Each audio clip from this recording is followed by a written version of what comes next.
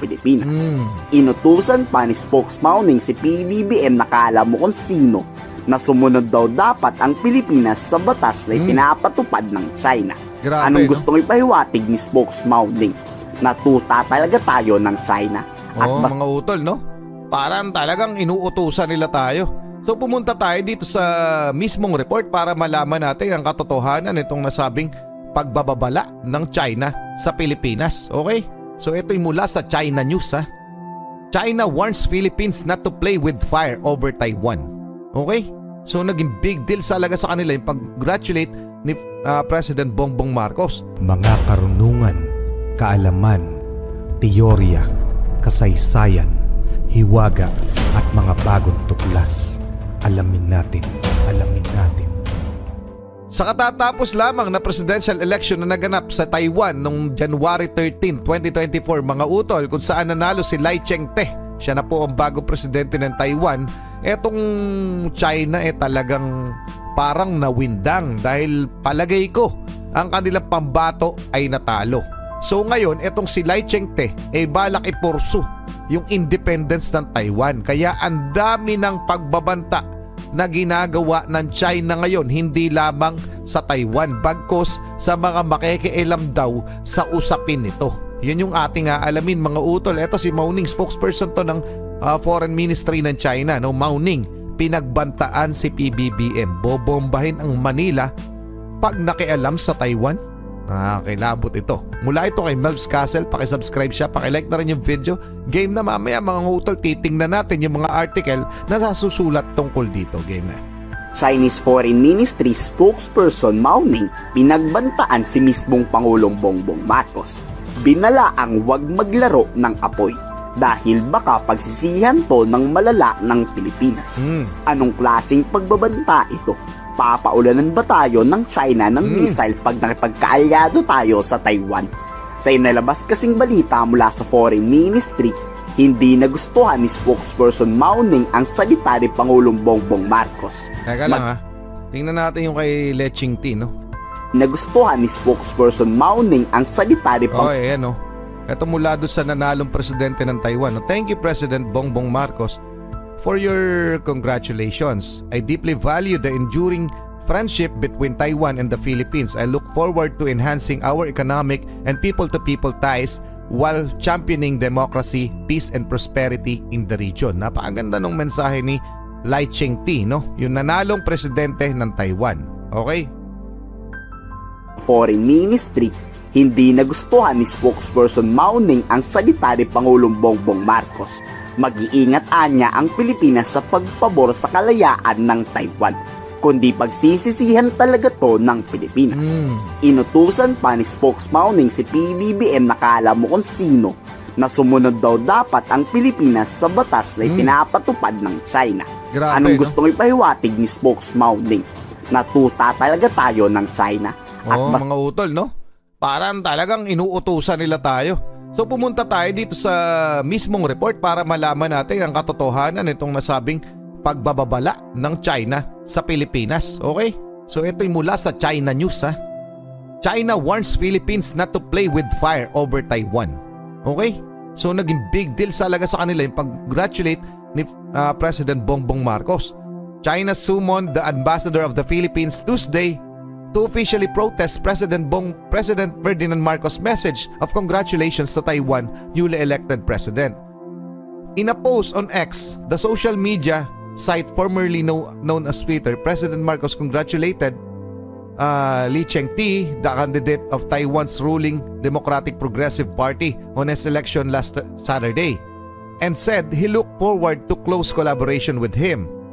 The DPP has long been a proponent of Taiwan's self-rule status, pushing back against Beijing claims of sovereignty over the island. So talagang kalaban ng China itong DPP na partido, na malakas na partido sa Taiwan na siyang nanalo ngayon. Speaking to reporters in Beijing, Foreign Ministry spokesperson Mao Ning said President Marcos' statement was a serious violation of the Philippines' commitment to the One China principle and a gross interference in China's internal affairs. So talagang big deal nila yung pag-congratulate na parang nakikialam na tayo. So ano masasabi nyo dyan? Eto na yung warning, no? Mao Ning warned the Philippines not to play with fire on Taiwan issue and to stop sending wrong signals to independence and separatist forces on the island. She also urged Marcos to do further reading so we can properly understand the issue and come to the right conclusion. Anong masasabi nyo dyan, mga utol? Talagang kinukundina na nila yung pag-congratulate kasi para daw nagsusulsol ng independence sa Taiwan.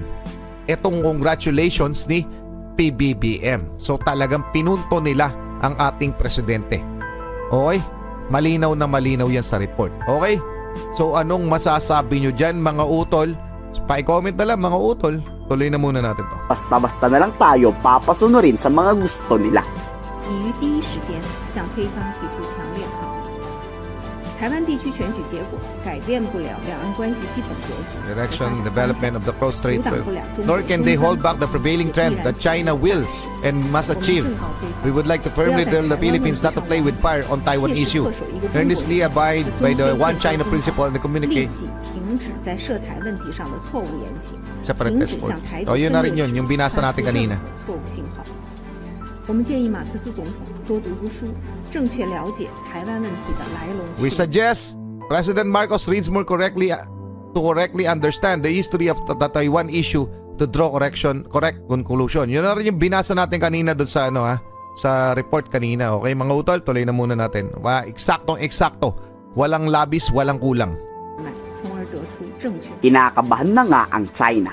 Kinakatakot nito na baka makisali ang Pilipinas sa gyerang posibleng sumiklab sa Taiwan. Pero posible kayang madamay talaga ang Pilipinas dito? Yes, malaki ang posibilidad. Dahil kung makikipagyera ang US laban sa China, obligado rin na tumulong tayo para sa US. Dito nakaalerto nga ang buong sandatahang lakas. Inanunsyo kasi ng senior military official ng Taiwan na naghahanda na ang China sa pagsalakay sa kanilang bansa. Sunod-sunod na rin ang deployment ng Chinese Navy warships sa paligid nito.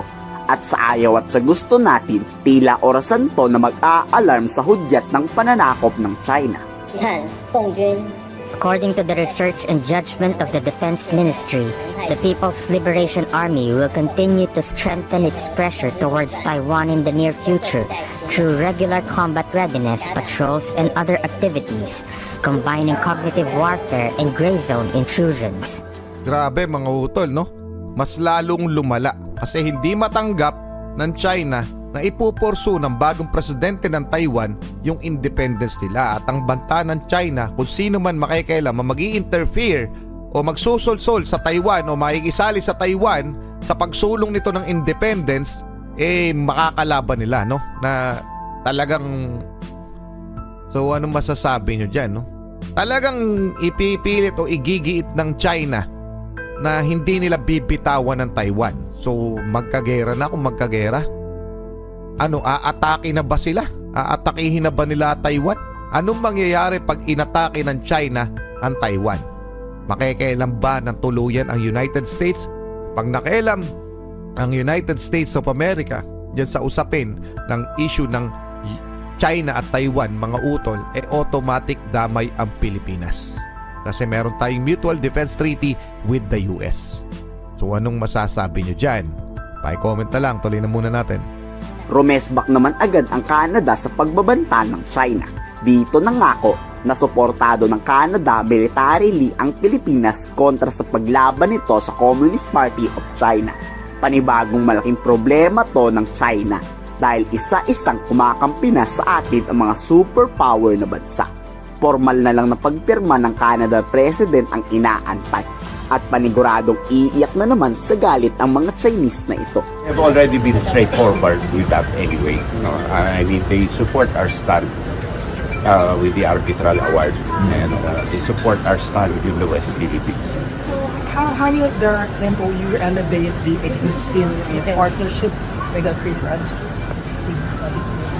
No, it will increase it into more exchanges, more specific exchanges. No. What do you expect that will happen? Does that mean any signing or formal agreement?